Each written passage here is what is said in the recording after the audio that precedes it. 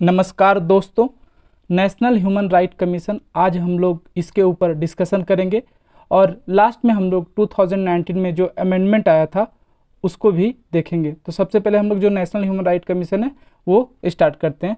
तो चलिए देखते हैं। तो ये जो नेशनल ह्यूमन राइट है, सबसे पहले हम सोचते हैं नेशनल ह्यूमन राइट ये आया कहाँ से।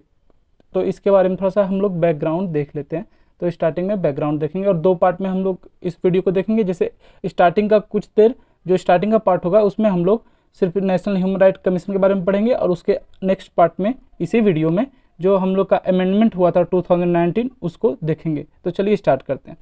तो to safeguard the human right of every individual in the country, मतलब ह्यूमन राइट क्या है।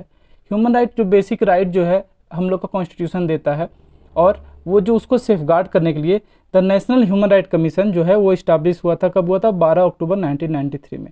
नेशनल ह्यूमन राइट एक इंडिपेंडेंट स्टैट्यूटरी बॉडी है जो कॉन्स्टिट्यूट किसके अंदर हुआ था? Protection of human right act 1993। अब बोलेंगे यहाँ स्टैट्यूटरी बॉडी क्या हो गया? तो इसका मतलब ये क्या है, पहले कोई वो कॉन्स्टिट्यूशन में लिखा हुआ नहीं था, कोई एक्ट के जरिए इसको बनाया गया जिसपे गवर्नमेंट वो देखती है। और ये अमेंड कब हुआ था? 2006 में। उसके आगे देखते हैं, it is the watchdog of human right in the country. अगर मान लीजिए ह्यूमन राइट का वायलेशन हो रहा है कहीं भी, अगर किसी इंसान का ह्यूमन राइट जो है वो छीना जा रहा है या खतरे में, तो ये उस पर नज़र डालती है। और ये क्या क्या ह्यूमन राइट मेनली होता है? रिलेटेड टू लाइफ हो गया, लिबर्टी हो गया, इक्वालिटी हो गया, डिग्निटी ऑफ इंडिविजुअल हो गया, guaranteed by the Indian constitution. जो इंडियन कॉन्स्टिट्यूशन हम लोग का डिग्निटी गारंटी देता है वो हो गया। और क्या हो जाएगा? और इसमें है और एम्बॉयडर्ड इन द इंटरनेशनल कॉन्वेंट्स, मतलब इंटरनेशनल, अगर एक तो हो गया इंडिया का आपका, प्लस जो इंटरनेशनली क्या क्या है वो है, वो है सिविल एंड पॉलिटिकल राइट हो गया, इकोनॉमिकल एंड सोशल लाइफ हो गया। अगर ये सब भी कहीं से भी अगर इसका कुछ वो हो रहा है, दिक्कत हो रहा है, तो ये नेशनल ह्यूमन राइट कमीशन उसको देखेगी। अब हम लोग समझते हैं तो ये तो ह्यूमन राइट के बारे में होगा कि ह्यूमन राइट कमीशन ये देखेगी, ये करेगी, ये ऐसे आता है। अभी ह्यूमन राइट होता क्या है? तो एक डिफिनेशन होगा। तो as per the United nation उसका बोलना है कि human rights are inherent to all human beings, मतलब ह्यूमन राइट जो है इनहेरेंट है, ऑल ह्यूमन बींग को दिया जाता है रिगार्डलेस उसका ना ही धर्म देखा जाएगा, ना कोई नेशनैलिटी देखा जाएगा, एथनिसिटी देखा जाएगा, भाषा देखा जाएगा, कोई भी स्टेटस हो या जन्म से लेके उसको जो ह्यूमन राइट है वो उसका अधिकार वो हो जाता है। चाहे वो क्रिमिनल हो, डॉक्टर हो, टेररिस्ट हो, मतलब जेल में कोई बंद है, मतलब हर किसी का, अगर आप इंसान है तो ह्यूमन राइट वो आपको दिया जाएगा विदाउट एनी डिस्क्रिमिनेशन। उसके बाद है ह्यूमन राइट में जो क्या क्या इंक्लूड होता है वो है right to life and liberty, freedom from slavery and torture. अब मान लीजिए अगर कोई बंदी बनवा के किसी से ज़बरदस्ती काम करवा रहा है, स्लेवरी करवा रहा है, टॉर्चर कर रहा है, तो ये सब देखिए उसका जो फ्रीडम का है वो हनन हो रहा है। तो ये होगा freedom of opinion and expression हो गया, the right to work and education and many more. अब हम लोग देखते हैं जो ये हुआ था स्टार्टिंग, अभी हम लोग हिस्ट्री में चल रहे हैं इसका कब से कैसे हुआ था। तो universal declaration of human right was adopted by the United nation general assembly in Paris on 10 दिसंबर 1948। तो यहाँ कहाँ अडॉप्ट हुआ था? पेरिस में हुआ था 10 दिसंबर 1948 को। इसी दिन हम लोग जो है ह्यूमन राइट डे जो है सेलिब्रेट करते हैं। उसके बाद क्या है? NHRC was established in conformity with the Paris principle adopted for the principle and protection में ह्यूमन राइट इन पेरिस। देखिए पेरिस में 1993 में तो यहाँ पे आपका जो हुआ था वो सही है, लेकिन 1991 में क्या हुआ था? पेरिस में एक मीटिंग हुआ था जिसमें वहाँ प्रस्ताव रखा गया था कि जितने देश कंट्री है सब अपना अपना ह्यूमन राइट वो एक पार्लियामेंट में बनाएंगे, एक्ट पास करेंगे और ह्यूमन राइट का हनन ना हो वो करेंगे। तो यहाँ पे देखिए NHRC was established in comfort with the Paris principle adopted for the promotion and protection of human right, मतलब प्रमोशन और प्रोटेक्शन ऑफ ह्यूमन राइट का ये वो करने के लिए किया गया था पेरिस में 1991 में। और ये जनरल असेंबली के द्वारा इंडोर्स भी किया गया था उस वक्त। और इसी एक्ट के थ्रू जो हम लोग का है स्टेट ह्यूमन राइट कमीशन, वो सब भी मतलब ऑथराइज स्टेट गवर्नमेंट को मिलता है कि हाँ ठीक है आप भी ह्यूमन राइट एक्ट पास कर लो। अब हम लोग स्ट्रक्चर देखेंगे कमीशन का। तो ये जो है टोटल इसका स्ट्रक्चर हम लोग यहाँ से देखते हैं। तो क्या है? NHRC is a multi member body, मतलब मल्टी मेंबर बॉडी है which consist of chairman and 7 other members. Out of the 7 members 3 are ex officio member. देखिए ये जो डेटा 2019 के पहले का जो था वो है जो आपका 7 मेंबर है टोटल। 2019 में जो अमेंडमेंट हुआ था उसमें बढ़ा दिया गया था। तो मैं इसलिए दो पार्ट में इस तरह आपको बता रहा हूँ ताकि जो 2019 में अमेंड क्या हुआ था वो आपको साफ डिफरेंस पता चल जाएगा कि पहले क्या था और बाद में क्या था। इसलिए मैंने लास्ट में जो 2019 का अमेंडमेंट है उसको भी ऐड किया। उसके बाद क्या है, president appoints the chairman and members of NHRC on recommendation of high powered committee headed by prime minister. जो प्रेसिडेंट हैं, जैसे अब इसमें जो हम लोग का स्ट्रक्चर है, देखिए यहाँ पे आप देखेंगे, यहाँ स्ट्रक्चर है कौन सा, चेयरमैन हो गया, मेंबर हो गया, ये पहले का है, मेंबर 2 हो गया, रिटायर्ड जज हो गए, ये सब जो है। तो देखिए यहाँ पे जो है कौन, जो प्रेसिडेंट है वो अपॉइंट करते हैं, लेकिन इसको रिकमेंड कौन करता है, तो प्राइम मिनिस्टर लेड एक वो रहता है, ग्रुप रहता है, हेड रहता है, हेड करते हैं इसको कौन, प्राइम मिनिस्टर। उसमें 6 मेंबर का ग्रुप रहता है। कौन कौन रहते हैं, प्राइम मिनिस्टर खुद रहते हैं, speaker of Lok Sabha, deputy chairman of Rajya Sabha, उसके बाद leader of opposition of both the house of parliament और यूनियन होम मिनिस्टर। ये लोग जो रहते हैं ये लोग रिकमेंड करते हैं और उसके बाद प्रेसिडेंट जो है वो अपॉइंट करते हैं।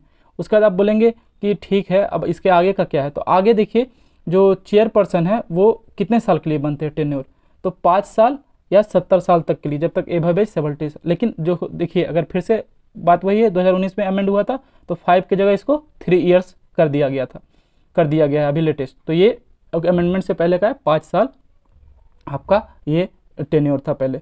उसके बाद क्या, they can be removed only on the charges of proved misbehaviour और incapacity if proved by an inquiry conducted by supreme court जज। उसके बाद है कमीशन के पास 5 स्पेशलाइज्ड डिवीजन भी है। उसको क्या क्या, लॉ डिवीजन हो गया, इन्वेस्टिगेशन डिवीजन भी हो गया, policy research and programme division, training division and administration division. The chairman and the member of state commission are appointed by the governor.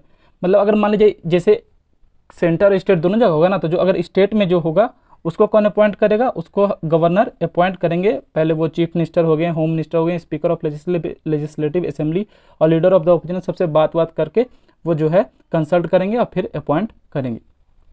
अभी देखिए जो अपॉइंटमेंट क्राइटेरिया मेंबर है, इसमें क्या क्या जानेंगे। देखिए पहले क्या है, चेयरमैन कौन है, retired chief justice of India. आप ये बात याद रखना, चेयरमैन कौन हो सकता है, retired chief justice of India, क्योंकि इसमें बाद में अमेंडमेंट आया।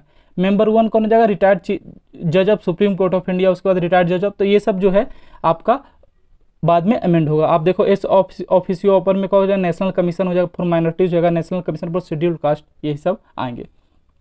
उसके बाद हम लोग फंक्शन देखते हैं कैसे मतलब काम करता है नेशनल ह्यूमन राइट कमीशन। तो NHRC hold the power to investigate grievance related to the violation of human rights under suo motu और आफ्टर रिसीविंग ए पिटिशन। अगर मान लिया जाए अगर इसको कोई पिटिशन देता है या स्वतः संज्ञान लेके ये आपका इन्वेस्टिगेशन स्टार्ट कर सकता है।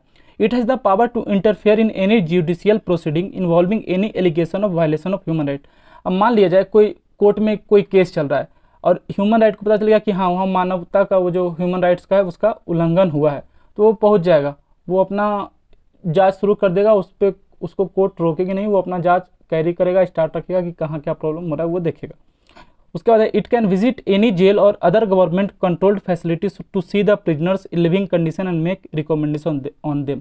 अब जैसा कि मैंने आपको बोला था, अगर ये ह्यूमन राइट है तो ये अगर मान लीजिए कोई क्रिमिनल है, कैदी है, तो उसका भी ये अधिकार है। तो ये लोग जो है डायरेक्ट कोई भी जेल या गवर्नमेंट कंट्रोल फैसिलिटी में विजिट कर सकते हैं और प्रिजनर का हाल देख सकते हैं कि वहाँ पे उन लोग को सही से रखा जा रहा है या नहीं रखा जा रहा है, क्या उन लोग का हालत है, ये जो है रिव्यू कर सकता है। अगर मान लीजिए कॉन्स्टिट्यूशन हम लोग का ह्यूमन राइट प्रोटेक्शन का ये बताया तो ये उसको रिव्यू कर सकता है और रिकमेंड भी कर सकता है कि चलिए ठीक है ये से नहीं है, आप ये कर सकते हैं, उस तरह रेमेडियल मतलब रिकमेंडेशन दे सकता है। उसके बाद ये अवेयरनेस भी फैलाने का काम इसी का है कि मान लीजिए ह्यूमन राइट को कैसे बचाना है, क्या क्या करना है, क्या आपका ह्यूमन राइट है, कहाँ जा सकते हैं अगर ह्यूमन राइट का आपका हनन हो रहा है, तो ये सब मतलब जागरूकता फैलाने का काम हो गया। किसके थ्रू, बहुत सारा जैसे ड्रामा हो गया, मीडिया, सेमिनार जैसे भी हो सकते हैं, जितना से ज़्यादा हो सके अवेयरनेस फैलाने का ये काम करता है।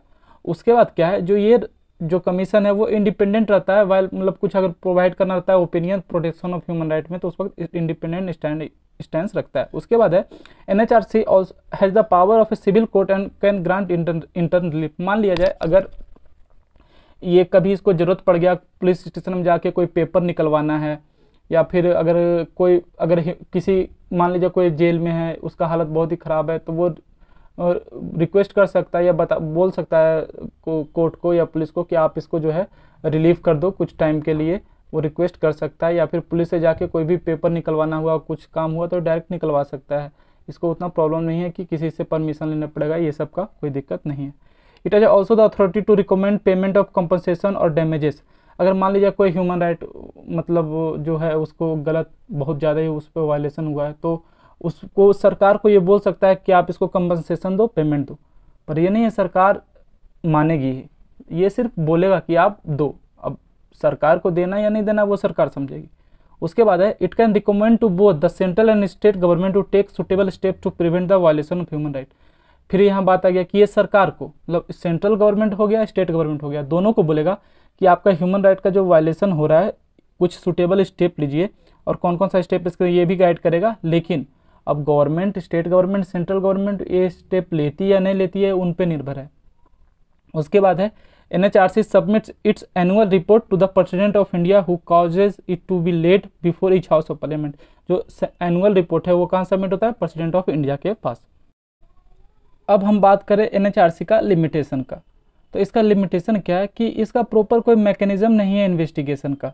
ज़्यादातर मेजोरिटी केस में क्या होता है, अगर ये बता दिया कि हाँ वहाँ ह्यूमन राइट का उल्लंघन हो रहा है, ह्यूमन राइट्स वहाँ खतरे में है, तो क्या होगा, ये सेंट्रल गवर्नमेंट या स्टेट गवर्नमेंट को बता सकता है कि वहाँ आपका ह्यूमन राइट का वो हो रहा है, तो आप क्या करो, इन्वेस्टिगेशन करो।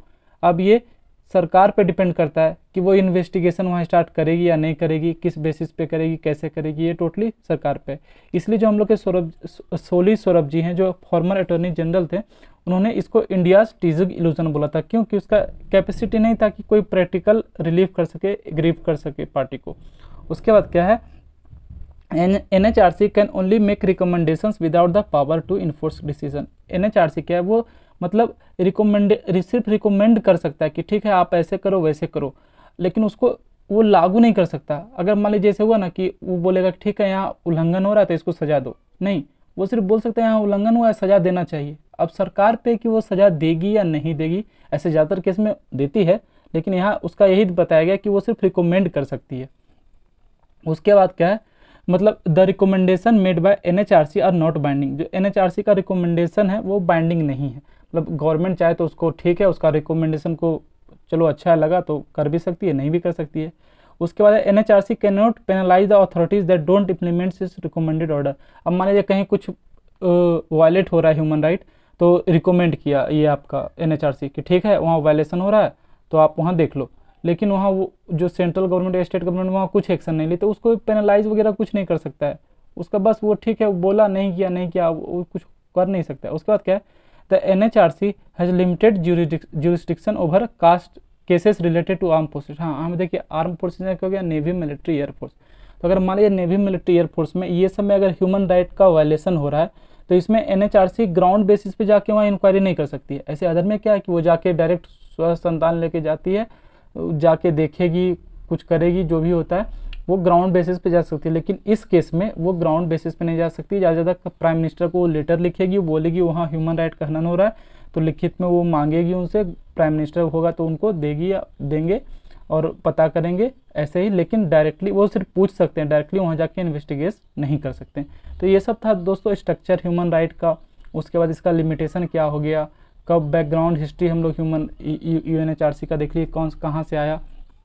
अब देखिए क्या हुआ था, 2019 में एक अमेंडमेंट आया था प्रोटेक्शन ऑफ ह्यूमन राइट। तो इसमें क्या क्या अमेंडमेंट में आया था, तो अब आपको समझ में आएगा। जब मैंने पहले ही आपको बता दिया, बैकग्राउंड में पुराना डाटा दिया, अब आप देखो जब इसमें अमेंडमेंट में क्या क्या हुआ था, जब आप देखोगे तो आपको समझ में आ जाएगा। तो अमेंडमेंट क्या था, a person who has been a जज of supreme court is also made eligible. उसमें क्या था कि चीफ जस्टिस ऑफ इंडिया जो थे वही सिर्फ वो हो सकते थे, लेकिन इसमें जो जज है सुप्रीम कोर्ट का वो भी एलिजिबल थे चेयरपर्सन ऑफ द कमीशन के लिए। और चीफ जस्टिस ऑफ, पहले क्या था सिर्फ चीफ जस्टिस ऑफ इंडिया थे। उसके बाद क्या, जो नंबर है वो इंक्रीज कर दिया गया, मतलब जैसे पहले क्या था उसमें 2 थे, अब इसमें कर दिया गया 3, और उसमें से एक वुमेन का रहना मस्ट है। किसका, जैसे जिसके ह्यूमन राइट को, जिसके बारे में नॉलेज हो ह्यूमन राइट के बारे में, ऐसे नहीं किसी को, जिसको ह्यूमन राइट के बारे में नॉलेज हो, वो 3 रहेंगे, उसमें से एक वुमेन का रहना मस्ट है। उसके बाद क्या, include chairperson of national commission for, ये सब ऐड किया गया था, backward classes, national chairperson of the national commission for protection of child right, और chief commissioner for the person with disabilities, ये सबको ऐड किया गया था। उसके बाद जो चेयरपर्सन थे, जहाँ की हमने बताया था कि पहले कितना 5 साल था और 70 साल, मतलब 5 साल के लिए टेन्योर के लिए चेयरपर्सन बन सकते हैं, और मैक्सिमम एज कब हो 70 साल। लेकिन यहाँ पे क्या कर दिया गया, यहाँ पे कर दिया गया कि 3 साल, 5 से इसको 3 साल कर दिया गया। उसके बाद क्या है, a person who has been जज of the high court is also made eligible to be appointed as chairperson of the state commissioner in addition to the person who has been the chief justice of high court.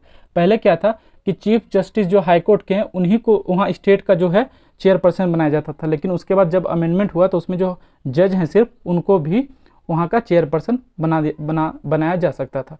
तो दोस्तों ये amendment था, इससे पहले हम लोग देखें, उम्मीद है आपको समझ में आ गया होगा। इसमें हम लोग जो बात किए थे, इसमें हम लोग बात किए बैकग्राउंड आपका जो यूएनएचआरसी का कैसे बना, पेरिस के बारे में कहाँ एग्रीमेंट हुआ था, बात हुआ था, उसके बाद कब फॉर्म हुआ, स्ट्रक्चर और लिमिटेशन वगैरह का बात किए। उसके बाद हम लोग अमेंडमेंट का बात की जो 2019 में आया था। तो उम्मीद है आपको ये सब जो पढ़ाए समझ में आ गया होगा। तब तक पढ़ते रहिए, खुश रहिए। जय हिंद।